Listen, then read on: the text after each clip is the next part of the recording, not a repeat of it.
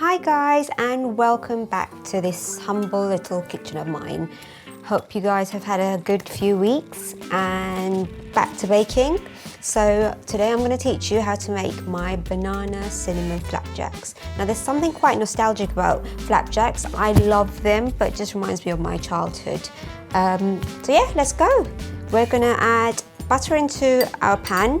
I know I'm using a big pan, but it's just easier to mix when we're using a big pan, otherwise I spill everything everywhere and get told off by mum, and that's not good. And then I'm using dark brown sugar. Now you can use light brown, but I just love the treacleness of the dark brown, but either works, so don't stress over that. And we've got here golden syrup. So we're gonna pour that lovely syrup into the pan, and we're gonna put this on slow gas just to melt all together. So yeah. Okay guys, so if you can see, everything started melting into each other. We've got the dark brown sugar there, butter on one side, the golden syrup on the other side. It's all kind of marrying into each other and it looks beautiful, it smells amazing. Now once it's all melted, we're gonna add our oats in and bananas in. And once we add the bananas in, it's gonna smell insane. This recipe with bananas, it just makes it more fudgy. Banana gives it a fudginess, chewiness and stickiness, which is gonna be incredible. I'm just gonna start mixing this now, just to help it melt together. And that treacle smell is so beautiful. I wish I could transport the smell to you, because it's insane. If you want to add anything else to this recipe on top of the bananas, you're most welcome to do it. It's so flexible. Just if you're going to add chocolate chips, then make sure this syrup is cool before you mix the oats into it. Otherwise, chocolate chips will just completely melt. So guys, we need extra ripe bananas for this recipe. Any baked recipe with banana, make sure you use ripe bananas, because the normal yellow ones, they just won't give a good flavor. It's not intense enough. This has built up all its natural sugars, so you get a really beautiful caramelly flavor with these. So if you don't have ripe bananas, don't make this recipe right now. Buy some bananas, let them ripen, then you can make them. Yeah, all good? Let's do it. We're gonna mash these up with a fork. Just simply, it doesn't have to be super smooth, just roughly mashed.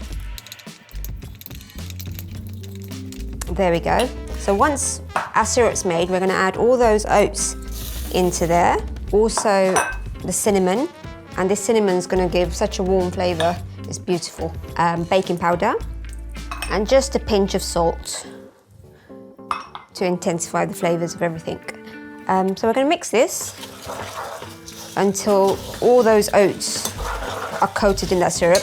Try not to use jumbo oats because they tend to fall apart when they're baking, so we want regular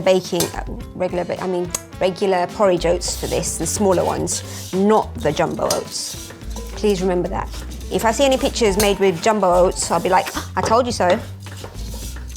And you don't want my told you so, trust me. Okay, so that's all coated now.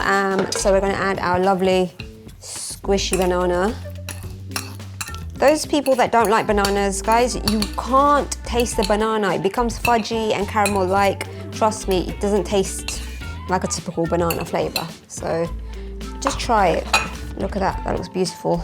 We're gonna mix all that up really well. Look at that, it's just incredible. That dark brown sugar is giving off such incredible treacle smell. I can't wait to try these. I mean, everyone should have a good flapjack recipe in their recipe book, and this is definitely one for you to keep. So that's all melted together and mixed well. What we're gonna do now is pour it into our baking tray. And I've got a 8-inch tray here, but you can use an 8-inch, 9-inch, guys, even if you don't have a baking tray, because I understand many of you don't bake clothes. Don't go out and buy it. You can just use like an oven-proof dish, which is absolutely fine. It's all about improvising. I don't want you to not bake something because you don't have the utensils for it. Improvise, it's still gonna work out. May not be the prettiest, but it will taste good. So that's all in there. And then with a back of a tablespoon, we're just gonna pat it down until it's smooth. That looks insane and smells incredible.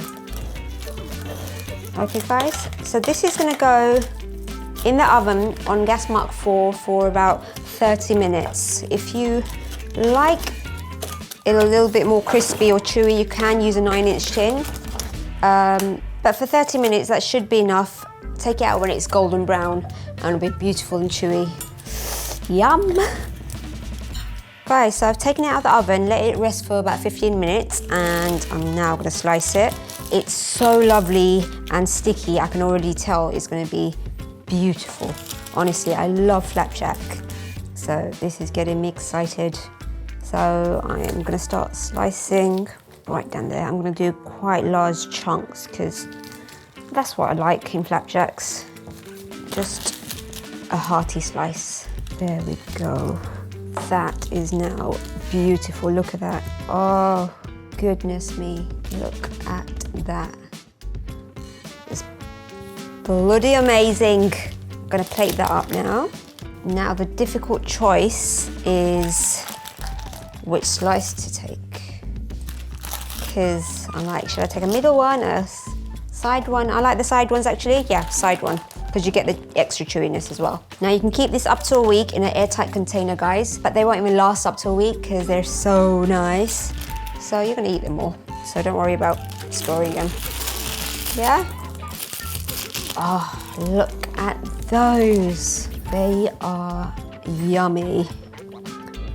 I'm gonna try this one actually.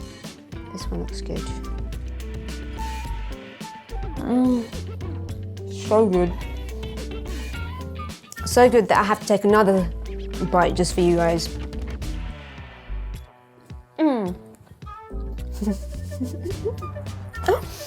And guys, you have to try this. It takes you back to your childhood, I promise you. It's the best flapjack recipe you'll try. Give me a moment to compose myself. That is good stuff. Try it, guys. If you like this video, please give us a thumbs up, subscribe, and press the little bell thing so you get notified when I put a video up. Hope you enjoyed and thank you for watching. Bye. Ooh, might take a third one as well.